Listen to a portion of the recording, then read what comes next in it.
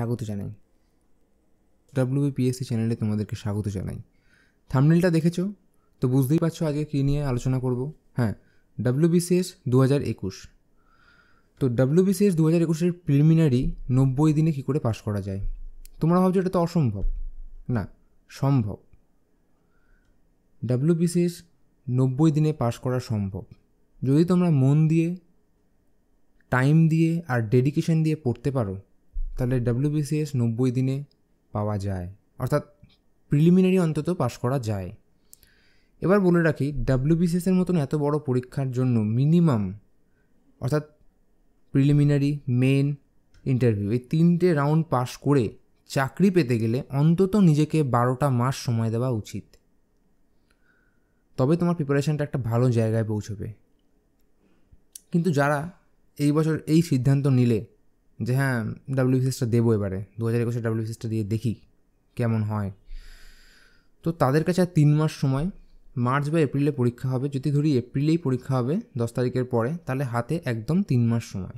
তো এই 3 মাসের মধ্যে কী করে WBCS-টা পাস করা যায়, অন্তত প্রিলিমিনারিটা যে ধরনের কাট অফ উঠছে 127, লাস্টবার যেভাবে যতটা উঠেছে আর কি, ততটার গণ্ডি যদি পার করতে হয় তাহলে কীভাবে পড়তে হবে। তো চলো দেখে নেওয়া যাক। আগে WBCS-এর সিলেবাসটা একটু তোমাদের বলি। এই WBCS-এর সিলেবাসটা 8টা ভাগে ভাগ করা হয়েছে। ইংলিশ, ম্যাথস আর GI, ভারতের ইতিহাস, যার মধ্যে অ্যানসিয়েন্ট হিস্ট্রি আর মিডিয়াভেল হিস্ট্রি আছে, আর ভারতের স্বাধীনতা সংগ্রাম অর্থাৎ ইন্ডিয়ান ন্যাশনাল মুভমেন্ট বা মডার্ন হিস্ট্রি, ভারতের সংবিধান, ইন্ডিয়ান পলিটি, আর ভারতের অর্থনীতি। এই দুটো মিলিয়ে 25 মার্কস, ঠিক আছে। আর বাকি ইংলিশ, ম্যাথ আর GI, ভারতের ইতিহাস, ভারতের স্বাধীনতা সংগ্রাম, বাকি 4টে 25, অর্থাৎ 25 করে প্রত্যেকটা। ভারতের ভূগোল ও পশ্চিমবঙ্গের ভূগোল মিলিয়ে 25, সাধারণ বিজ্ঞান 25, কারেন্ট অ্যাফেয়ার্স 25, টোটাল মার্কস 200 পরীক্ষা হবে আর 200টা কোশ্চেন আসবে। প্রতিটা কোশ্চেনের মার্কস 1, ঠিক আছে। এবার এই প্রতিটা সাবজেক্টের থেকে কী কী ইম্পর্টেন্ট টপিক বা কী কী টপিক পড়তে হবে যেখান থেকে বেশি করে কোশ্চেন আসছে বিগত বছরে। তো চলো, ইংলিশ। যারা 3-4 বছর আগে অবধি WBCS দিয়েছো, অর্থাৎ তারা অবভিয়াসলি এখনও দিচ্ছে, অর্থাৎ 3 থেকে 4 বছর আগে WBCS-এ ইংরেজিতে গ্রামার, অর্থাৎ গ্রামার ভিত্তিক কোশ্চেন খুব কম আসতো। সেখানে সেই synonyms, antonyms, one word substitution, preposition, phrasal verb আর ফিল ইন দ্য ব্ল্যাঙ্কস, এই কয়েকটার ওপর প্রায় 20খানা কোশ্চেন চলে আসতো। আর মিসলেনিয়াস কিছু আসতো, যেমন ফরেন ওয়ার্ডস, যেটা এখনও আসে। কিন্তু এই 3 মাসের মধ্যে আমার মনে হয় না এই ফরেন ওয়ার্ডসটা, অর্থাৎ এতটা করা যাবে। তো আমি এই 9টা জিনিস রেখেছি। 1 synonyms, 2 antonyms, 3 one word substitution, 4 preposition, 5 phrasal verb, 6 error correction, 7 fill in the blanks, 8 voice change এবং 9 ন্যারেশন। এই 3 মাসের মধ্যে আমার মনে হয় এই 9টা জিনিস মোটামুটিভাবে সম্ভব করে নেওয়া। সিনোনিমস অ্যান্টোনিমস একটু কঠিন, ওটা একটু বুঝে প্রিভিয়াস ইয়ারের কোশ্চেনগুলো করলেই হবে সিনোনিমস আর অ্যান্টোনিমসের, ওর জন্য আর এক্সট্রা কিছু করতে হবে না। কিন্তু ওয়ান ওয়ার্ড সাবস্টিটিউশন, এই জিনিসটা একটু ভালো করে পড়তে হবে। এটা থেকে প্রায় 2 থেকে 3টে কোশ্চেন একদম কনফার্ম আসে। প্রিপোজিশনটা ভালো করে দেখতে হবে, ফ্রেজাল ভার্ব ভালো করে দেখতে হবে। আচ্ছা, এখানে আরেকটা জিনিস লিখতে আমি ভুলে গেছি, যেটা হচ্ছে কি ইডিয়ম অ্যান্ড ফ্রেজেস। এই জিনিসটা কিন্তু করতে হবে, ইডিয়ম অ্যান্ড ফ্রেজেস, এটা একটু দেখতে হবে। হ্যাঁ, এরপর হচ্ছে ম্যাথ।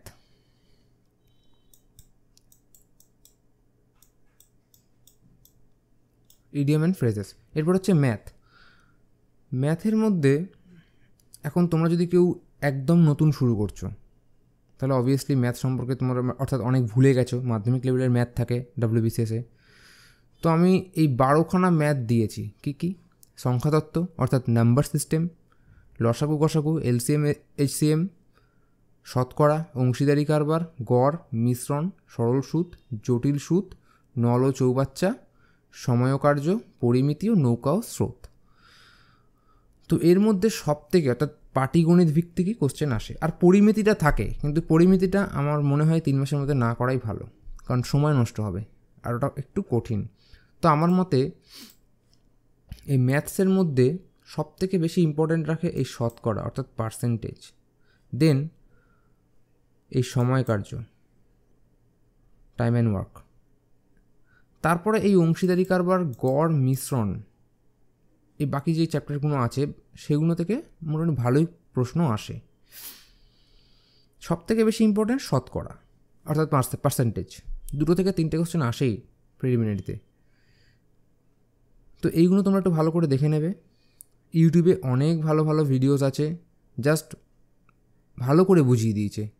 হ্যাঁ, আমি ম্যাথ আর সায়েন্সের ভিডিওগুলো এখন দিচ্ছি না, বাকি সব কটা সাবজেক্টের ভিডিও দেবো আমি। তো এরপর জিআইয়ের মধ্যে coding, decoding, analogy, blood relation, clock, calendar, cube and dice, counting figures, Venn diagram, ranking and arrangements, 10 alphabet series, 11 number series, 12 number ranking and sequence, 13 missing numbers, 14 statement and conclusion, আর 15 direction. এই 15টা chapter খুব সহজ, GI actually খুব সহজেই আসে, খুব একটা কঠিন আসে না WBCS-এ। তো এই 15টা চ্যাপ্টার থেকে যদি করা যায়, আমার মনে হয় অন্তত জিআই বেশি আসে, অঙ্ক কম আসে। তো ধরি আমি যদি 15টা জিআই আসে, তার মধ্যে 12টা জিআই আরামসে পাওয়া যাবে, এই কটা চ্যাপ্টার যদি ভালো করে শিখে নেওয়া যায় বা প্র্যাকটিস করা যায়। এরপর হচ্ছে ভারতের ইতিহাস হচ্ছে WBCS-এর সবথেকে গুরুত্বপূর্ণ সাবজেক্ট। কথাই আছে যে হিস্ট্রি যার প্রিলিমস তার। তো ইতিহাসে ক্ষেত্রে আমি গুরুত্বপূর্ণ অধ্যায়গুলো বেছেছি, সেগুলো দেখো। প্রাচীন ভারতের ইতিহাস, সেক্ষেত্রে 1 মেহেরগড় সভ্যতা ও সিন্ধু সভ্যতা, বৈদিক সভ্যতা, প্রতিবাদী ধর্ম আন্দোলন, ভারতীয় রাজতন্ত্রের প্রাদেশিকতার উত্থান অর্থাৎ ষোড়শ মহাজনপদ, মৌর্য, সঙ্গম, পরবর্তী মৌর্য যুগ, গুপ্ত সাম্রাজ্য, গুপ্তোত্তর ভারত। মধ্যযুগের ক্ষেত্রে আদি মধ্যযুগ অর্থাৎ পাল, সেন, রাষ্ট্রকূট, চোল, দিল্লি সুলতানি, প্রাদেশিক রাজ্যসমূহ অর্থাৎ স্বাধীন রাজ্যসমূহ যেগুলি ছিল, বাংলা, গুজরাট, জৌনপুর ইত্যাদি, বিজয়নগর সাম্রাজ্য, বিজয়নগর বাহমানি। মধ্যযুগে ধর্মীয় আন্দোলন অর্থাৎ সুফিবাদ এইগুলো, ভক্তিবাদ। 6 মুঘল সাম্রাজ্য, 7 মারাঠা সাম্রাজ্য। এরপর হচ্ছে ভারতের স্বাধীনতা সংগ্রাম।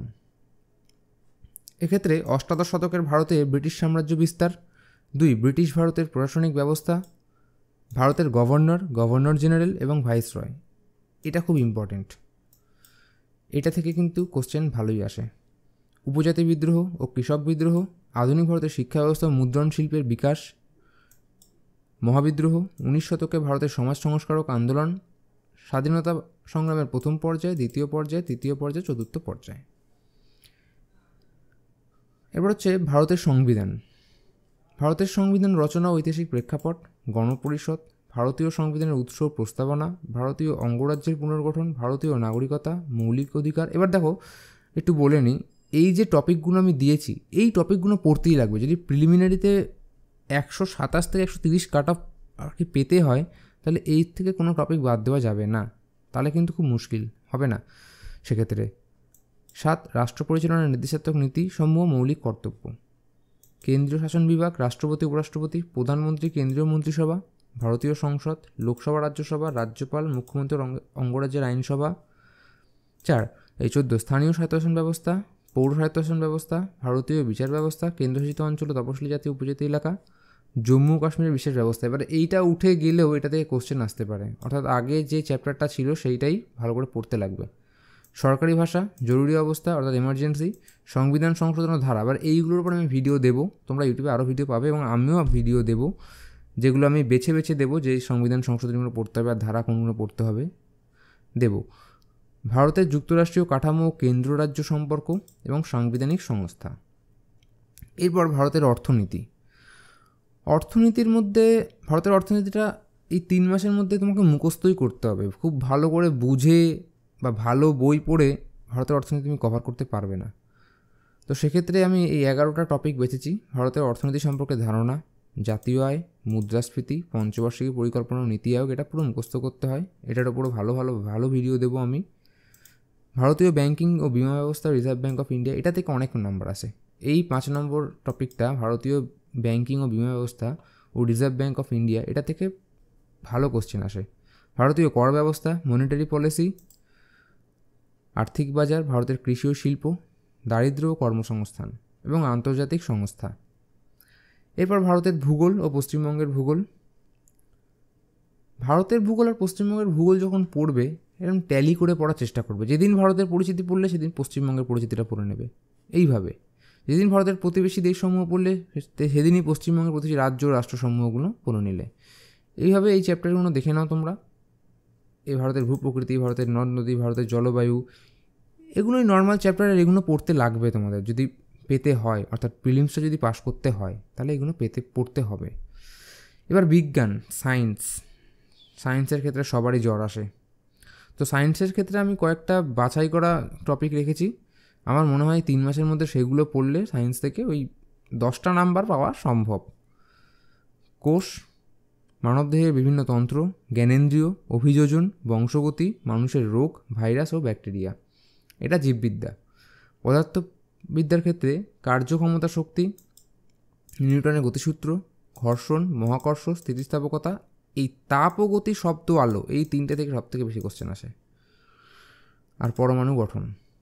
রসায়নবিদ্যার ক্ষেত্রে পরমাণুর গঠন, জারণ বিজারণ, রাসায়নিক গঠন, পর্যায় সারণী, অ্যাসিড, লবণ ও ক্ষার, গ্যাসের ধর্ম, ধাতুবিদ্যা ও দ্রবণ। Current affairs. এই কারেন্ট অ্যাফেয়ার্স হচ্ছে একটা ভাস্ট সিলেবাস, মানে কোথা থেকে কি আসবে সেটা বলা খুব মুশকিল। আর এই কারেন্ট অ্যাফেয়ার্সের জন্য যত কম সময় তোমরা দেবে তত ভালো, কারণ এমন সময়ের মানে এমন কোনো সাবজেক্টের উপর সময় দেবই না যেখানে আমার কমন আসার কোনো চান্সই নেই। আমি 3 ঘন্টা করে ডেলি দিলাম, কিন্তু আমার কমন এলো কি 2টো কোশ্চেন, 3টে কোশ্চেন, ওই 25টা কোশ্চেনের মধ্যে। কিন্তু এই 3 ঘন্টা যদি আমি ভারতের ইতিহাস, ভূগোল, সংবিধানের ওপর দিই তাহলে আমার অনেক বেশি কমন আসবে। তো কারেন্ট অ্যাফেয়ার্সের ক্ষেত্রে এই awards and honours, important appointments, global events and summits, neighbour country, অর্থাৎ প্রতিবেশী দেশগুলোতে কী কী হচ্ছে, কে প্রধানমন্ত্রী নিযুক্ত হলো এইগুলো, কে রাষ্ট্রপতি নিযুক্ত হলো এইগুলো, গভর্নমেন্ট স্কিমস অ্যান্ড প্রোগ্রামস, অর্থাৎ এখন এই বর্তমানে গভর্নমেন্ট কী কী স্কিম চালু করেছে এইগুলো সব আসবে এই গভর্নমেন্ট স্কিমের আন্ডারে। ইম্পর্টেন্ট ডেজ, পুরো বছর জুড়ে জানুয়ারি থেকে ডিসেম্বর অবধি অনেক ইম্পর্ট্যান্ট ডেজ আছে, সেগুলোর মধ্যে বেছে বেছে পড়তে হবে। এই কারেন্ট অ্যাফেয়ার্সের ওপর আমি একটা ডেডিকেটেড ভিডিও দেব, পুরো ইয়ারলি, খুব রিসেন্টলি দেব। স্পোর্টস ইভেন্টস, মিলিটারি এক্সারসাইজেস, এই 8টা টপিক থেকে কারেন্ট অ্যাফেয়ার্স মূলত যদি একটু ভালো করে বুঝে বেছে পড়ো তাহলে আশা করছি 10 থেকে 12 নম্বর পাওয়া সম্ভব। এবার বই, এই WBCS প্রিলিমিনারি পাস করতে গেলে কী কী বই পড়তে হবে? অনেক নাম শুনেছ। ইতিহাসের ক্ষেত্রে কৃষ্ণা রেড্ডি, পুনাম দালাল ধাইয়া, তারপর রাজীব আহির, সোনাল বানসাল, অনেক নাম আছে, অনেক মোটা মোটা বই, এক একটা বই 600 থেকে 700 পেজের বই হয়। তো ওইগুলো যদি তোমরা ভাবো 3 মাসের মধ্যে পড়ে কমপ্লিট করবে, সেটা সম্ভব নয় বলে লাভ নেই। তো তোমাকে যেখানে টু দ্য পয়েন্ট লেখা, অতটা ডেসক্রিপটিভে লেখা নেই, এরকম একটা বই খুঁজতে হবে।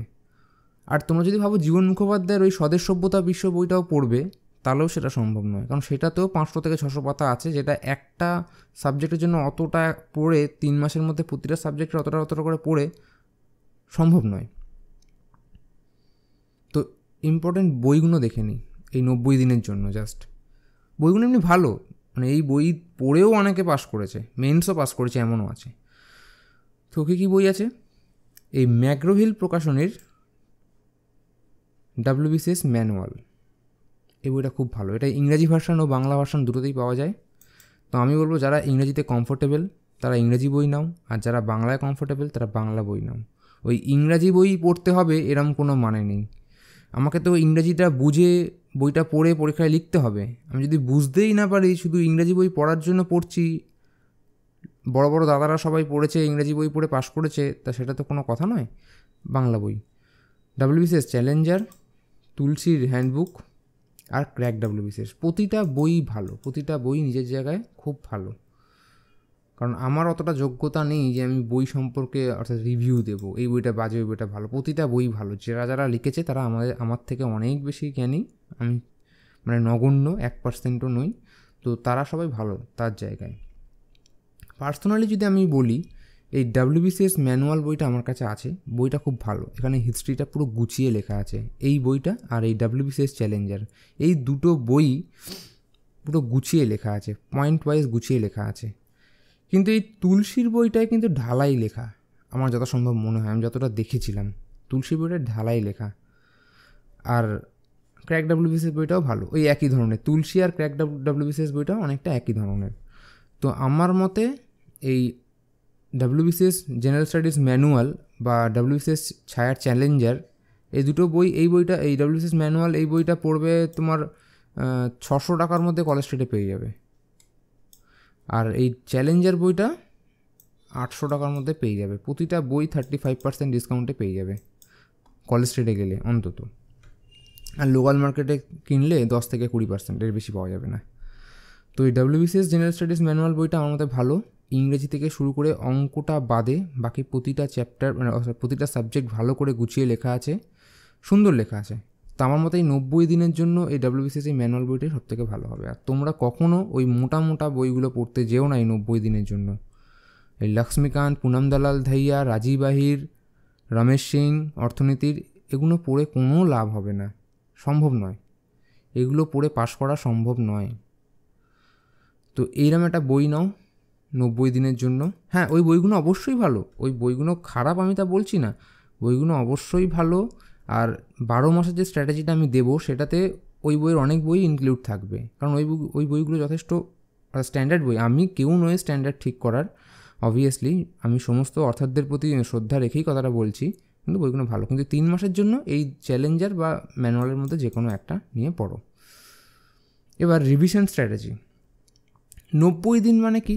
অ্যাপ্রক্স 12টা সপ্তাহ এবং 3টে মাস। আর এই পুরো সিলেবাসে 150 থেকে 160টা টপিকস আছে। আমি যে কটা টপিকস লিখেছি ওপরে, 150 থেকে 160টা টপিকস আছে। আর এই 3 মাসে যেহেতু WBCS প্রিলিমিনারি ক্র্যাক করতে হবে, তো তোমাদের অবভিয়াসলি 8 ঘন্টা করে সময় দিতেই হবে, 7 থেকে 8 ঘন্টা করে সময় দিতেই হবে, নাহলে হবে না, নাহলে তুমি সিলেবাস শেষ করতে পারবে না, আর রিভিশন দিতে পারবে না। কারেন্ট অ্যাফেয়ার্স, এর জন্য ডেলি কারেন্ট অ্যাফেয়ার্স পড়ার কোনো দরকার নেই। যারা বলে ডেলি কারেন্ট অ্যাফেয়ার্স পড়ো, আমার মনে হয় না কারেন্ট অ্যাফেয়ার্স ডেলি পড়ার কোনো দরকার আছে। সপ্তাহে 1 থেকে 2 ঘন্টা বা 3 ঘন্টা ম্যাক্সিমাম কারেন্ট অ্যাফেয়ার্সের জন্য এনাফ। কারেন্ট অ্যাফেয়ার্স স্ট্র্যাটেজিটাও আমি লাস্টে বলছি কীভাবে করবে। তো সপ্তাহে 1 থেকে 3 ঘন্টা, এর বেশি নয়। আর ম্যাথ আর ইংলিশ ডেলি 8 ঘন্টা হলেও ডেলি প্র্যাকটিস করো ম্যাথ আর ইংলিশটা। একদিন ম্যাথ করলে, একদিন জিআই করলে, একদিন ম্যাথ করলে, একদিন জিআই করলে। ইংলিশটা ডেলি রাখলে, সপ্তাহে 4 দিন রাখলে ইংলিশটা, ম্যাথ আর জিআইটা, এই ইংলিশটা প্রতিদিন করতে হবে। এবার এই 90 দিনের প্রথম 10 দিন যদি আমি ধরি, তোমরা 11 তারিখ থেকে পড়া শুরু করবে, অর্থাৎ 11ই জানুয়ারি 2021, তাহলে, আর যদি পরীক্ষাটা 10 তারিখের পরে হয় এপ্রিলে, তাহলে অবভিয়াসলি 3 মাস সময় পাচ্ছ। তাহলে এই প্রথম 10 দিন, আমি 10 তারিখ থেকে ধরি, 10 তারিখ থেকে 20 তারিখ কী করবে? এই ম্যাথ আর ইংলিশ আর কারেন্ট অ্যাফেয়ার্স বাদে এই যে বাকি 5টা সাবজেক্ট, এই ভারতের ইতিহাস, ভারতের স্বাধীনতা সংগ্রাম, ভারতের সংবিধান ও অর্থনীতি, ভারতের ভূগোল ও পশ্চিমবঙ্গের ভূগোল এবং সাধারণ বিজ্ঞান, এই 5টা জিআই পেপার থেকে কিন্তু 125টা নাম্বার থাকে। এগুলো একটুখানি বেশি গুরুত্ব দিয়ে পড়তে হবে। আর এদিকে ম্যাথ আর জিআইটা, এখান থেকে কিন্তু অনেক নাম্বার ওঠে। এই 6টা বিষয় খুব গুরুত্ব দিতে হবে। এবার এই প্রথম 10টা দিনে তোমরা কী করবে? ভারতের ইতিহাস থেকে আমি টপিক দিয়েছি, অর্থাৎ টার্গেট বলতে পারো যে 10টা দিনে টার্গেট, মানে কটা টপিক পড়বো তার একটা টার্গেট। তো তোমরা যদি 10 দিনে প্রতিদিন 8 ঘন্টা করে পড়ো, 7 ঘন্টা করেও যদি পড়ো, তাহলে 70 থেকে 80 ঘন্টা, 70 থেকে 80 ঘন্টা তোমরা পাচ্ছ। কিন্তু এই 4টার মধ্যে যে কটা টপিক আমি দিয়েছি 10 দিনের জন্য, এখানে 70 থেকে 80টা টপিক নেই, 40টা টপিক হবে ম্যাক্সিমাম। তো তোমরা এক একটা টপিক পড়ার জন্য 1 থেকে 2 ঘন্টা করে পাচ্ছ। আর এই যে বইগুলো, এই বইগুলোতে যে টপিকগুলো দেওয়া আছে, ধরো সিন্ধু সভ্যতা, এটা ভালো করে মুখস্থ হয়ে যাবে, 1 থেকে 2 ঘন্টায় ভালো করে মুখস্থ হয়ে যাবে। কোশ্চেন্স তোমরা সলভ করতে পারবে যদি একটুখানি মন দিয়ে পড়ো, বুঝে পড়ো। তাহলে ভারতের ইতিহাসে প্রথম 10 দিনে কী কী টপিক রেখেছি? মেহেরগড় সভ্যতা ও সিন্ধু সভ্যতা, বৈদিক সভ্যতা, প্রতিবাদী ধর্ম আন্দোলন, ষোড়শ মহাজন পথ, মৌর্য সাম্রাজ্য সঙ্গম যুগ এবং মৌর্য পরবর্তী ভারত। এই 1, 2, 3, 4 আর 5টা টপিক ভারতের ইতিহাস থেকে। এদিকে ভারতের স্বাধীনতা, তাহলে 5টা টপিক যদি ভারতের ইতিহাস থেকে পড়ো, তাহলে 5টা টপিক ম্যাক্সিমাম 10 ঘন্টা লাগতে পারে। 10 ঘন্টা লাগার কথা নয়, 7 ঘন্টা থেকে 8 ঘন্টার মধ্যেই হয়ে যাওয়ার কথা। ভারতের স্বাধীনতা সংগ্রামে কী কী টপিক দিলাম? অষ্টাদশ শতকের ভারতের ব্রিটিশ সাম্রাজ্য বিস্তার, ব্রিটিশ ভারতের প্রশাসনিক ব্যবস্থা, ভারতের গভর্নর জেনারেল এবং ভাইসরয়। এটা পড়তে তোমাদের একটু সময় বেশি লাগবে, 3 ঘন্টা লাগুক 4 ঘন্টা লাগুক, এটা খুব ভালো করে পড়বে। উপজাতি বিদ্রোহ ও কৃষক বিদ্রোহ, আধুনিক ভারতের শিক্ষা ব্যবস্থা ও মুদ্রণ শিল্পের বিকাশ। এবার এখানে কটা টপিক হলো? এই 5 থেকে 6টা। ভারতের সংবিধান ও অর্থনীতি, এর মধ্যে ভারতের সংবিধান রচনার ঐতিহাসিক প্রেক্ষাপট, গণপরিষদ, ভারতীয় সংবিধানের উৎস ও প্রস্তাবনা, ভারতীয় অঙ্গরাজ্যের পুনর্গঠন, ভারতীয় নাগরিকতা, মৌলিক অধিকার, রাষ্ট্র পরিচালনার নির্দেশমূলক নীতিসমূহ, মৌলিক কর্তব্য, রাষ্ট্রপতি উপরাষ্ট্রপতি, প্রধানমন্ত্রী ও কেন্দ্রীয় মন্ত্রিসভা, ভারতীয় সংসদ। এবার এখানে আমি টপিকটা একটু বেশি দিয়েছি ভারতীয় সংবিধানে, কারণ এই টপিকগুলো ছোট ছোট আছে, খুব একটা বড় নয় যে অধ্যায়টা পড়তে আমার 1 থেকে 2 ঘন্টা লেগে যাবে। আমার মনে হয় 1 ঘন্টার মধ্যে প্রতিটা টপিক কমপ্লিট করা সম্ভব। আর অর্থনীতিতে কী কী দিয়েছি? ভারতীয় অর্থনীতি সম্পর্কের ধারণা, জাতীয় আয়, মুদ্রাস্ফীতি ও পঞ্চবার্ষিকীর পরিকল্পনা। ভারতীয় অর্থনীতি সম্পর্কে ধারণা, জাতীয় আয়, মুদ্রাস্ফীতি, পঞ্চবার্ষিকীর পরিকল্পনা। ঠিক আছে, এই 1, 2, 3, 4টে। এরপর ভারতের ভূগোল ও পশ্চিমবঙ্গের ভূগোল। ভারতের ভূগোল থেকে ভারতের পরিচিতি, ভারতের প্রতিবেশী দেশসমূহ, ভারতের ভূপ্রকৃতি, ভারতের নদ নদী, ভারতের জলবায়ু, 5টা। পশ্চিমবঙ্গের পরিচিতি, পশ্চিমবঙ্গের ভূপ্রকৃতি, পশ্চিমবঙ্গের প্রতিবেশী রাজ্য রাষ্ট্রসমূহ, পশ্চিমবঙ্গের খনিজ সম্পদ, পশ্চিমবঙ্গের শক্তি সম্পদ। সাধারণ বিজ্ঞান থেকে কোষ, জ্ঞানেন্দ্রিয়, মানবদেহের বিভিন্ন তন্ত্র ও বংশগতি।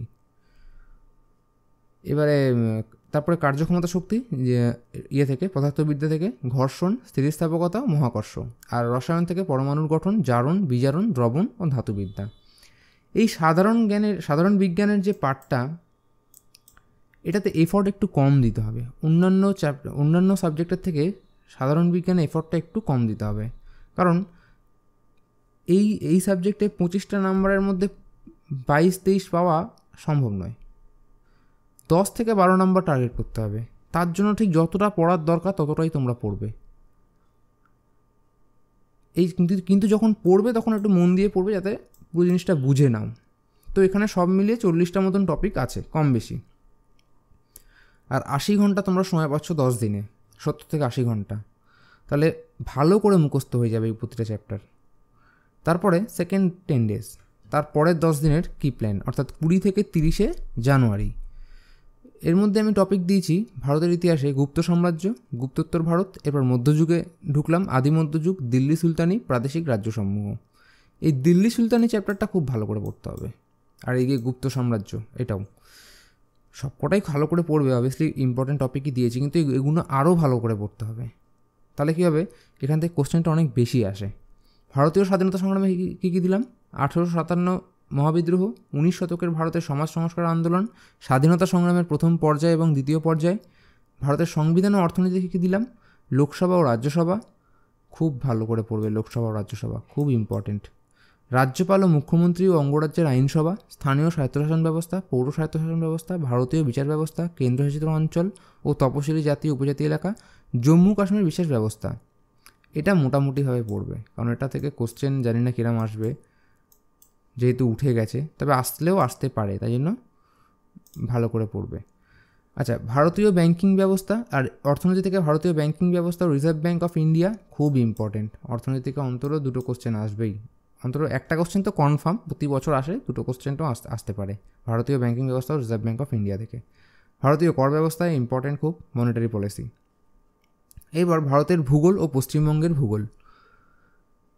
ভারতের মৃত্তিকা, ভারতের স্বাভাবিক উদ্ভিদ অরণ্য, ভারতের কৃষি, ভারতের জলসেচ, ভারতের খনিজ সম্পদ, ভারতের শক্তি সম্পদ, এইগুলো সব এই 10 দিনের মধ্যে। ঠিক আছে, পশ্চিমবঙ্গের জলবায়ু, পশ্চিমবঙ্গের শিল্প বাণিজ্য, পশ্চিমবঙ্গের নদ নদী, পশ্চিমবঙ্গের জলসেচ, পশ্চিমবঙ্গের স্বাভাবিক উদ্ভিদ অরণ্য। সাধারণ বিজ্ঞান, এর মধ্যে জীববিদ্যায় হচ্ছে অভিযোজন, মানুষের রোগ, ভাইরাস ও ব্যাকটেরিয়া, নিউটনের গতিসূত্র, তাপ ও গতি, শব্দ ও আলো। এই পদার্থবিজ্ঞানের বেশিরভাগ কোশ্চেনই আসে এই 4টে চ্যাপ্টার থেকে, 3টে চ্যাপ্টার থেকে, এই তাপ ও গতি, শব্দ আলো। আর রসায়নে রাসায়নিক গঠন, অ্যাসিড ও লবণ ও ক্ষার, পর্যায় সারণী, গ্যাসের ধর্ম। সব মিলিয়ে 30টা টপিক হবে। আর সময় পাচ্ছ তোমরা সেই 70 থেকে 80 ঘন্টা, ভালো করে মুখস্থ হয়ে যাবে। যদি তোমাদের সময় এক্সেস হয়ে যায় তোমরা রিভিশন দেবে, এবার রিভিশন না দিলেও পরের চার্টে অর্থাৎ পরের 10 দিনের যে পড়াটা আছে সেখান থেকে পড়া শুরু করে দেবে। তা তোমাদের যত রিভিশন দেবে তত ভালো, যত রিভিশন দেবে তত কোশ্চেন অ্যান্সার প্র্যাকটিস করবে। তো চলো, 20 দিন চলে গেল 90 দিনের মধ্যে। এবার নেক্সট 10 ডেজ কী বলছে? ভারতের ইতিহাস। এখানে আর আছে বিজয়নগর সাম্রাজ্য, মধ্যযুগের ভারতের ধর্মীয় আন্দোলন, মুঘল সাম্রাজ্য এবং মারাঠা সাম্রাজ্য। আর ভারতের স্বাধীনতা সংগ্রামে 3য় ও 4র্থ পর্যায়ে। টপিক অনেক কম। ভারতের সংবিধান ও অর্থনীতি, এক্ষেত্রে সরকারি ভাষা ও জরুরি অবস্থা, কমাগুলো পড়েনি। সরকারি ভাষা, জরুরি অবস্থা, সংবিধান সংশোধন ও ধারাসমূহ, ভারতের যুক্তরাষ্ট্রীয় কাঠামো ও কেন্দ্র রাজ্য সম্পর্ক এবং সাংবিধানিক সংস্থা। আর অর্থনীতিতে ভারতের আর্থিক বাজার অর্থাৎ ফিনান্সিয়াল মার্কেট, দারিদ্র কর্মসংস্থান অর্থাৎ পভার্টি অ্যান্ড আনএমপ্লয়মেন্ট এবং আন্তর্জাতিক সংস্থা। আর ভারতের ভূগোল ও পশ্চিমবঙ্গের ভূগোলে ভারতের শিল্প, ভারতের বাণিজ্য ও ভারতের জনবসতি, জনসংখ্যা ও মানব উন্নয়ন, ভারতের নগর ও বন্দর, ভারতের পরিবহন ও যোগাযোগ ব্যবস্থা। পশ্চিমবঙ্গের বাকি রয়েছে কি? মৃত্তিকা, জনবসতি ও জনসংখ্যা, অর্থাৎ হচ্ছে গিয়ে এই সেন্সাস, যেটা এটা ইকোনমি আর ভূগোলে কমন একটা চ্যাপ্টার, তো কমে গেল। আর সাধারণ বিজ্ঞানটা শেষ হয়ে গেছে, আগের 20 দিনের স্ট্র্যাটেজির মধ্যেই পড়ে গেছে, শেষ হয়ে গেছে কমপ্লিট। তো এবার তোমরা রিভাইজ দেবে, যদি সময় পাও সাধারণ বিজ্ঞানে রিভাইজ দেবে, যেগুলো পড়েছো সেগুলো রিভাইজ দেবে। এবার নেক্সট 12 দিনের স্ট্র্যাটেজি বা 12 দিনের স্টাডি প্ল্যান বলতে পারো। পুরো ভারতের ইতিহাস অর্থাৎ অ্যানশিয়েন্ট হিস্ট্রি, মিডিয়েভাল হিস্ট্রি আর মডার্ন হিস্ট্রি অর্থাৎ ভারতের স্বাধীনতা সংগ্রাম প্লাস ইন্ডিয়ান পলিটি পুরোটা রিভাইজ করবে, ভালো করে পুরোটা রিভাইজ করবে। এই 3টে কিন্তু খুব জরুরি, খুব জরুরি, ভালো করে রিভাইজ করবে। এরপরে কোশ্চেন অ্যান্সার প্র্যাকটিস, একটা কোশ্চেন অ্যান্সারের বই নেবে, বইটা আমি নিচে বলে দিচ্ছি, পরে আলোচনা করছি সেটা নিয়ে। তো কোশ্চেন অ্যান্সার প্র্যাকটিস, একটা চ্যাপ্টার পড়বে ভারতের ইতিহাসের, ধরে একটা সিন্ধু সভ্যতা পড়লে, সেটার পড়ার পরেই এই কোশ্চেন অ্যান্সারের বই থেকে একটা পুরো চ্যাপ্টারের কোশ্চেনটা প্র্যাকটিস করে নেবে। তাহলে তোমরা আইডিয়া পাবে ঠিক কোন কোন জায়গা থেকে কোশ্চেনগুলো আসছে। এরকম সেম প্রতিটা সাবজেক্টের জন্যই সেম প্রসিডিওর। ভারতের স্বাধীনতা সংগ্রামের একটা চ্যাপ্টার পড়লে, গভর্নর জেনারেল পড়লে, ওই চ্যাপ্টার থেকে কত কোশ্চেন বিগত বছরে এসছে আর কত রকম কোশ্চেন হয় সেগুলো প্র্যাকটিস করে নিলে। আর ম্যাথ আর ইংলিশ তো ডেলি প্র্যাকটিস করতেই হবে। আর কারেন্ট অ্যাফেয়ার্স যেরকম বলেছিলাম সপ্তাহে 2 থেকে 3 ঘন্টা দাও, 1 থেকে 2 ঘন্টা দিলেও চলবে, দাও, ভালো করে মনে রাখো, ব্যাস। তারপরের 10 দিন, তাহলে তারপরের 10 দিনে ভূগোল, ভারতের ভূগোল, পশ্চিমবঙ্গের ভূগোল এবং ভারতের অর্থনীতি পুরোটা রিভাইজ করে দাও, ভালো করে মুখস্থ করে রিভাইজ করবে। আর কোশ্চেন অ্যান্সার প্র্যাকটিস করবে, যেরকম যে কোনো একটা বই থেকে, ভালো বইটা সম্পর্কে পরে বলছি। তো ওই বই থেকে একটা চ্যাপ্টার ভারতের ভূগোলের পড়লে, পশ্চিমবঙ্গের ভূগোলের পড়লে, তারপরে কোশ্চেন অ্যান্সার প্র্যাকটিস করবে। ওই একটা চ্যাপ্টার পড়ে ওর মধ্যে কতগুলো কোশ্চেন হয় তোমাদের আইডিয়া নেই, কতভাবে কোশ্চেন হতে পারে। তো যত তোমরা কোশ্চেন প্র্যাকটিস করবে তত তোমরা আর কি ভালো করে বুঝবে জিনিসটা, যে কোথা থেকে আসছে কোশ্চেনগুলো, কোন জায়গাটা আমাকে ভালো করে পড়তে হবে। আর ম্যাথ আর ইংলিশ তো প্র্যাকটিস করবি পরের 10 দিনে। এবার নেক্সট 8 ডে স্টাডি প্ল্যান। এই 8 দিনের মধ্যে পুরো সাধারণ বিজ্ঞানটা আরেকবার রিভাইজ দেবে। আর কারেন্ট অ্যাফেয়ার্সটা ভালো করে, ইয়ারলি কারেন্ট অ্যাফেয়ার্সটা ভালো করে অনেক সময় দিয়ে ভালো করে একবারে ফাইনাল রিভিশন দেবে, ফাইনাল পড়বে এই কারেন্ট অ্যাফেয়ার্সটা। আর সাধারণ বিজ্ঞানটা ভালো করে পড়বে আর কোশ্চেন অ্যান্সার প্র্যাকটিস করবে। আর ম্যাথ আর জিআই কন্টিনিউয়াসলি, আর ইংলিশটা কন্টিনিউয়াসলি প্র্যাকটিস করবে, ঠিক আছে? এবার ম্যাথ তোমাদের অনেক অসুবিধা হতে পারে, ম্যাথের যে আমি যে টপিকগুলো দিয়েছি তোমরা অনেকে যদি এখনই শুরু করো তো সব কটা টপিক কমপ্লিট করা সম্ভব নয়। তবে ইম্পর্টেন্ট যে টপিকগুলো বলেছিলাম সেইগুলো তোমরা চেষ্টা করবে যাতে শিখে নিয়ে ভালো করে প্র্যাকটিস করতে, ঠিক আছে? আর হয়ে গেল আমাদের টোটাল 60 দিন। এরপরে নেক্সট 30 দিন, এই যে নেক্সট 30 দিন, এই 30 দিনে চোখ কান বুঝে শুধু রিভিশন করবে।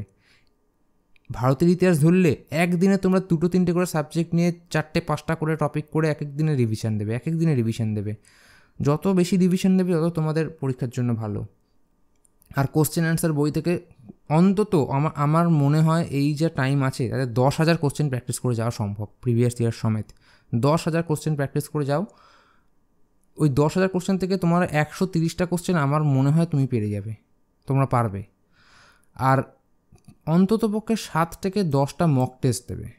এই মক টেস্ট দেওয়াটা খুব জরুরি। আর শুধু মক টেস্ট দিয়ে ফেলে রাখবেন না, যে মক টেস্ট দিয়ে দিলাম আমার আসলো 70-80 নাম্বার, প্রথম মক টেস্টে আসতেই পারে 70-80 নাম্বার আসলো, ও দূর আমার তো হচ্ছে না, ও আর হবে না, এই সব চিন্তাভাবনা আনলে হবে না। এই যে 70-80 কেন পেলাম, বাকি যে যতগুলো আমি অ্যাটেম্প্ট করেছিলাম সেগুলো কেন ভুল হলো, কোথায় ভুল হলো, কী অ্যান্সার হবে, ভালো করে পর্যালোচনা করবে। তাহলেই একমাত্র ওটা ভালো করে তোমার মক টেস্ট দেওয়ার লাভটা তোমরা পাবে। তারপরে প্রিভিয়াস ইয়ার প্র্যাকটিস বুক কী নেবে? এই WBCS স্ক্যানার, সুতাপা কর আর শামীম কর, এই কী প্রকাশন এটা, একাডেমিক অ্যাসোসিয়েশন, এই বইটা যদি তোমরা নিতে পারো তার বেস্ট। বইটার দাম একটু বেশি, মনে হয় 500-400 টাকা পড়ে যাবে ডিসকাউন্ট দিয়ে। এই বইটা বেস্ট বই, মানে তোমরা সমস্ত মেনের কোশ্চেনও পাবে, প্রিলিমিনারি কোশ্চেনও পাবে। আর এখানে কি হয়, পুরো সাল ধরে, অর্থাৎ ধরো ইতিহাস পড়ছো, সাল ধরে ওই সালে একটা চ্যাপ্টারের কত কোশ্চেন এসেছিলো। ধরো 2016 সালে এই সিন্ধু সভ্যতা বা বৈদিক সভ্যতা থেকে 2016 সালে কী কোশ্চেন এসেছিলো, আবার এই বৈদিক সভ্যতার আন্ডারেই 2017 সালে কী কোশ্চেন এসেছিলো, পুরো ভালোভাবে গুছিয়ে দেওয়া আছে জিনিসটা এই স্ক্যানারে। তো আমার মতে এই বইটা সবথেকে বেস্ট হবে। দাম একটু বেশি, যারা পারবে না তাদের এই যে এই বইটা, এই 15 বছরের প্রিলিমিনারি কোশ্চেন, মেন আর প্রিলিমিনারি, এই দুটোই বই পাওয়া যাবে কলেজ স্ট্রিটে গেলে। তোমরা 80 টাকায় এই দুটো বই হয়তো গিয়ে 160 টাকা 70 টাকায় পেয়ে যেতে পারো। এক্স্যাক্ট দাম জানি না, তবে আমি যখন কিনেছিলাম তখন আমার থেকে 90 টাকা করে নিয়েছিল প্রথমে, যদিও 2 বছর আগে। তো এই বইটা ওরকম 200 টাকার মধ্যে হয়তো পেয়ে যাবে দুটো। আর এখানে ইংলিশ মানে পুরো সব কটা সাবজেক্টে আছে, কিন্তু ঢালাই, মানে 200টা কোশ্চেন, 2016 সালে 200টা কোশ্চেন, তারপরে 2017 সালে 200টা কোশ্চেন, এইভাবে দেওয়া আছে 15 বছরের। ঠিক আছে, এই বইগুলোতে, অর্থাৎ এই যে 15 বছরের এই বইটাতে। এরপরে কোশ্চেন অ্যান্সার প্র্যাকটিস বুক, এই 4টে বই দেখতে পাচ্ছ। এর মধ্যে এই বই দুটো প্রায় একই ধরনের, এই 10,000+ দিশার আর জেনারেল অ্যাওয়ারনেস এই সলভ পেপার কিরণের 11,175, এটা 10,600 ছিল আগে। যাই হোক, এটা প্রতিদিনের মানে প্রতি বছর আর কি বাড়তে থাকে, কোশ্চেন অ্যাড হয় তো, CHSL CGL এগুলোর, তো আর CPO অনেক কোশ্চেন অ্যাড হয়। তো এই দুটো বই প্রায় একই ধরনের। এই দুটোর মধ্যে যদি তোমাদের একটা বইও থাকে তাহলে তোমরা যে কোনো একটা বই প্র্যাকটিস করতে পারো,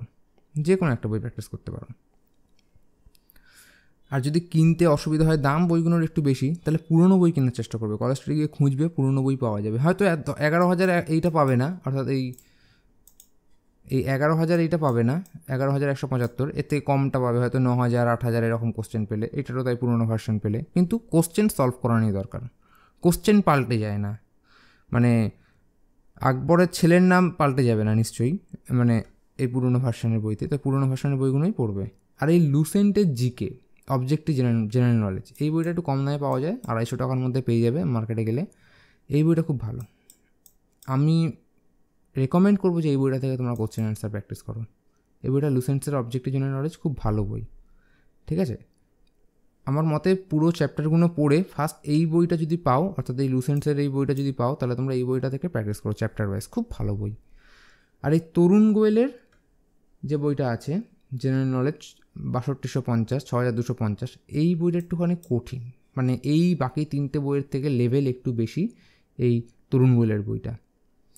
এটা যদি তোমাদের এই বইয়ের যে কোনো একটা বা দুটো যদি প্র্যাকটিস করে যদি সময় থাকে, আমার মনে হয় সময় থাকবে, যে কোনো একটা বই পড়েই হয়ে যাবে, সময় পাবে না, তাহলে এই তরুণ গোয়েলের বইটা নিয়ে প্র্যাকটিস করবে।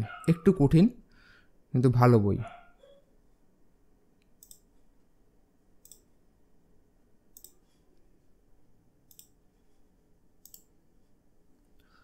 তো ঠিক আছে, এই যে কোনো একটা বই প্র্যাকটিস করলেই হবে, এমন কিছু হেরফের থাকে না। এরপর হচ্ছে মক টেস্ট। কি মক টেস্ট ইউজ করবে? মক টেস্ট বইয়ের জন্য এই WBCS প্রিলিমিনারি এই ম্যাগ্রোহিল প্রকাশনের এই বইটা খুব ভালো বই, মানে একদম কোশ্চেনগুলো আসে একদম মানে আসার মতন, পরীক্ষায় আসার মতন কোশ্চেন আসে এই ম্যাগ্রো হিল প্রকাশনের এই বইটা। এটা বাংলা ভার্সন ইংলিশ ভার্সন দুটোতেই পাওয়া যায়। তবে যারা প্রথম শুরু করছো, যারা ইংরেজিতে কমফোর্টেবল নয়, আমি রেকমেন্ড করবো বাংলা ভার্সন এই সিরিজটা নাও। কারণ অনেক কোশ্চেন তোমরা যেগুলো পারো কিন্তু ইংলিশ ভার্সনে আসলে সেটা পারবে না, আর মনটা তখন ভেঙে যাবে। তো এটা করে লাভ নেই। এই বাংলা ভার্সনের বইটা নেওয়ার চেষ্টা করবে, বইটা খুব ভালো। আর কার্তিক চন্দ্র মণ্ডলের বোধহয় মক টেস্ট পেপার পাওয়া যায়, ওটাও ভালো। আর দত্ত একটা সামথিং কিছু একটা মক টেস্ট পেপার পাওয়া যায়, ওটাও ভালো। যে কোনো একটা, আমার মতে ম্যাগ্রো হিলের বইটা নেওয়াই ভালো। 25টা সেট থাকে, আমরা দিতেও পারবে না, 3 মাস সময়ের মধ্যে 7 থেকে 10টা দিলেই এনাফ। আর লাস্ট 10 দিনে আমি রেকমেন্ড করব কোনো মক টেস্ট পেপার না দিতে, লাস্ট 10 দিন বা 5 দিনে। কেননা তখন যদি কোনো একটা মক টেস্ট পেপার দাও আর যদি নাম্বার কম হয়, ওই 130-এর থেকে কম, 120-20 থেকে কম, তাহলেই মনটা ভেঙে যাবে, আর ভাববে আমার তো হবে না, এবছর আর পরীক্ষা দেবো না, এরকম মনোভাবনা আসবে। তো আমি বলবো লাস্ট 5-10 দিনে লাভ নেই। লাস্ট 5-10 দিনে একটুখানি মনটা ঠান্ডা করে, মাথাটা ঠান্ডা করে পড়ে যাও, প্র্যাকটিস করো। আর পরীক্ষার আগের দিন তো একদম যদি না পারো, না পড়লেও চলে, মাথাটা ঠান্ডা করে রাখো, ব্যাস এই। আর এবার টার্গেট মার্কস, আমাদের কতটা মার্কস তুলতে হবে, মানে বিগত বছরের কাট অফকে যদি আমরা ধ্যানে রাখি, তাহলে আমাদের কতটা মার্কস সেফ। 120 মার্কসকে আমরা আগে সেফ ভাবতাম, এখনও সেটা সেফ আছে। এই গত বছর কোনো কারণে অর্থাৎ এই কাট অফটা বেড়ে গেছে, এটা হতেই পারে, কিন্তু তার মানে এটা নয় যে এবার থেকে 127-এর পর 130, 140 এরকম করে বাড়তেই থাকবে, তো 200 হয়ে যাবে। 200 তো কাট অফ হওয়া সম্ভব নয়। তো ওই 120 থেকে 30-এর মধ্যেই আমার মনে হয় এখনও সেফ মার্কস আছে, 120-র ওপরে। তাও 130 থেকে মানে 120-র ওপরে তুলে রাখাটাই ভালো। তো দেখো, ইংরাজি 25টা কোশ্চেন আসবে, 25 মার্কস। তো তার মধ্যে 10 নাম্বার আমাদের টার্গেট করতে হবে, ইংরাজিতে 10, ঠিক আছে?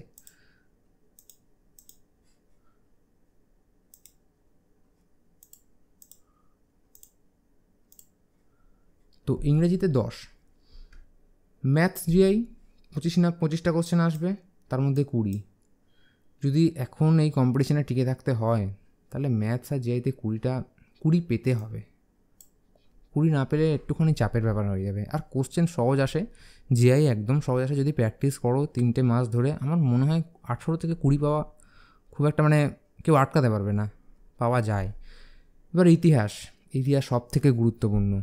ইতিহাসে বেশি নাম্বার খোয়া দিলে হবে না, ইতিহাসেও ওই 20, ভারতের ইতিহাসে 25টা কোশ্চেন আসে। কিন্তু এই আমার মনে হয় ভারতের ইতিহাসে 25টা কোশ্চেন সবসময় আসে না, এর থেকে কমও আসে। অ্যাকচুয়ালি 15-16টা কোশ্চেনও আসে, আর ভারতের স্বাধীনতা সংগ্রামে 25-এর জায়গায় 35টা কোশ্চেন, 40টা কোশ্চেনও আসে, ঠিক আছে? তো এরকম 25 আলাদা করে ভাগ হয় না, এই টোটাল 50টা কোশ্চেন আসে, ওর মধ্যে 55টাও হয়ে যায় কখনো ইতিহাস থেকে।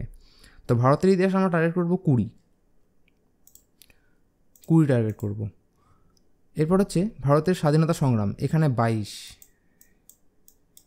এই ভারতের স্বাধীনতা সংগ্রাম বা মডার্ন হিস্ট্রি থেকে 25-এর মধ্যে 22টা নাম্বার তুলতে হবে, যদি ওই কাট অফটা ম্যাচ করতে হয়। ভারতের সংবিধান ও ভারতের অর্থনীতি 12টা-13টা কোশ্চেন করে আসে, কোনো সময় 7টা, বাকিটা অর্থনীতি। ধরো 7টা যদি সংবিধান এলো, বাকি 15টার মধ্যে বাকি কটা কোশ্চেন অর্থনীতির এলো। অর্থনীতি কমই আসে, সংবিধানের থেকে বেশি কোশ্চেন আসে। তো এই 25-এর মধ্যে 20 আমাকে ধরতে হবে, পেতেই হবে। ভারতের ভূগোল ও পশ্চিমবঙ্গের ভূগোল 5-6টা কোশ্চেন পশ্চিমবঙ্গের ভূগোল থেকে আসে, ম্যাক্সিমাম 7টা। তো এই 25-এ 16টা নাম্বার আমার টার্গেট করতে হবে। আর ভুলভাল করে টার্গেট মানে অর্থাৎ নাম্বার খোয়ালে হবে না, যেটা পারবো সেটাতেই টিক দেবো, অর্থাৎ গোল পাকাবো। সাধারণ বিজ্ঞান 25-এর মধ্যে 10, এই বিজ্ঞানের 10-এর ওপর পাওয়া আমার মনে হয় সায়েন্সের ছেলেদের জন্য এখন অসুবিধা হয়ে দাঁড়িয়েছে। যে লেভেলের কোশ্চেন আসছে, এই সাধারণ বিজ্ঞান এই চ্যাপ্টারের ওপর বেশি জোর দিয়ে লাভ নেই। যে কটা ইম্পর্টেন্ট টপিক বলেছিলাম সেই কটা টপিক ভালো করে পড়ো, আর সেখান থেকে আমার মনে হয় যদি ভালো করে পড়া যায় ওই বইগুলো থেকে, যে বইগুলো আমি বললাম সেখানে বিজ্ঞানটা ভালো করে আছে, সেখান থেকে 10টা নাম্বার। আর প্রিভিয়াস ইয়ার কোশ্চেন এই 20 বছরের ভালো করে প্র্যাকটিস করে যাও, আমার মনে হয় 10টা নাম্বার পাওয়া সম্ভব। কারেন্ট অ্যাফেয়ার্সের 25 নাম্বারের মধ্যে 12টা নাম্বার পেতে হবে, কিছু করার নেই। যদিও হ্যাঁ, কারেন্ট অ্যাফেয়ার্সের অনেক সিলেবাস অনেক ভাস্ট, কোথা থেকে কী পড়বো, সমুদ্র, সাঁতার কাটতে হবে, ওরকম কোনো ব্যাপার নেই। কারেন্ট অ্যাফেয়ার্সে যে টপিকগুলো আমি বলেছিলাম সেই টপিক্সের মধ্যে থেকেই 12টা কোশ্চেন আশা করি কমন আসবে। আর প্রতিদিন কারেন্ট অ্যাফেয়ার্স কেউ পড়বে না, আমার মনে হয় উইকে 1 থেকে 3 ঘন্টা, শুধু এই 3 মাসের জন্য বলছি না, 12 মাসের স্ট্র্যাটেজিতেও বলছি, উইকে 1 থেকে 2 ঘন্টা কি 3 ঘন্টা এনাফ কারেন্ট অ্যাফেয়ার্সের জন্য। আর কারেন্ট অ্যাফেয়ার্সের বইটা আমি এখানে দিতে ভুলে গেছি। কারেন্ট অ্যাফেয়ার্সের জন্য এই ইয়ারলি একটা বুক আসে অ্যাচিভার্সের আসে, প্রতিযোগিতা দর্পণের আসে। এই ইয়ারলি কম্পাইলেশনটা নিতে হবে। এখান থেকে অনেক কোশ্চেন পাওয়া যায়। আমি অ্যাচিভার্সের ইয়ারলি কম্পাইলেশনটার উপর একটা ভিডিও বানাবো, আর ডেডিকেটেড পুরো ইয়ারলি একটা কারেন্ট অ্যাফেয়ার্সের ভিডিও আমি দেবো, খুব তাড়াতাড়ি আনবো। তোমরা এই অ্যাচিভার্সের ইয়ারলি যে বইটা বেরোয় সেটা কালেক্ট করে নেবে। সেটা থেকে আমার মনে হয় পড়লেই 12টা নাম্বার পাওয়া সম্ভব। তো 200তে 130, এটাকে এখন সেফ মার্কস হিসেবে ধরতে হবে, সবাই তাই ধরছে। তো তোমাকে 130ই পেতে হবে, এরকম কোনো ব্যাপার নেই। যদি দেখো 125 হয়ে গেছে, তারপর তুমি আর কিছু জানো না, অথই জলে, তাহলে আমার মনে হয় না ভুলভাল ঠাকুরের নাম নিয়ে গোল করে এই 130 পাওয়ানোর চেষ্টা করে। ওতে যদি ভুল হয়ে যায়, উল্টে নাম্বার কমে যাবে, যাও পাস করার চান্স ছিল 1-2 নাম্বারে দেখবে ফেল করে যাবে, ওতে লাভ নেই। যদি সম্ভব হয় 130টা ঠিক পারো তাহলে 130টা করো, যদি না পারো 120-র ওপরে হচ্ছে, যতটা হচ্ছে, যদি 110ও হয় 112ও হয় ততটাই, মানে রিস্ক নিয়ে, মানে একটু যদি গেসিংয়ের মধ্যে থাকে যে হ্যাঁ দুটোর মধ্যে মনে হচ্ছে ওরকম 5-7টা করা যেতে পারে, তার মানে একেবারে জানি না আন্দাজে ঠাকুরের নাম নিয়ে দিচ্ছি, ওরকম করে কোনো লাভ নেই, ওরকম কোনো লাভই নেই ওটা দিয়ে। তো ঠিক আছে, তো কারেন্ট অ্যাফেয়ার্সের ওই যে বললাম ওই বইটা নিয়ে নেবে। আশা করব তোমরা যদি 3 মাস ডেডিকেশনের সঙ্গে আমি যেরমভাবে বললাম সেরমভাবে পড়ো, অন্তত করে 7 থেকে 8 ঘন্টা সময় দিয়ে হয়ে যাবে। হবে না এমন কোনো কথা নেই, ঠিক আছে? তো বন্ধুরা, যদি আমার এই স্ট্র্যাটেজিগুলো তোমার ভালো লেগে থাকে তোমাদের, অবশ্যই জানাবে, ভিডিওটা লাইক করবে, কমেন্ট বক্সে জানাবে। আর যদি আমার কিছু ভুলভাল হয়ে থাকে ইনফরমেশানে, এখানে কিছু লেখা, বানান, কিছু উচ্চারণ, সেটাও জানাবে। আর যদি ভালো লেগে থাকে তাহলে অবশ্যই ভিডিওটা লাইক, কমেন্ট অ্যান্ড সাবস্ক্রাইব করে নেবে চ্যানেলটা, আর শেয়ার করবে বন্ধুদের সাথে। তো চলো, ধন্যবাদ।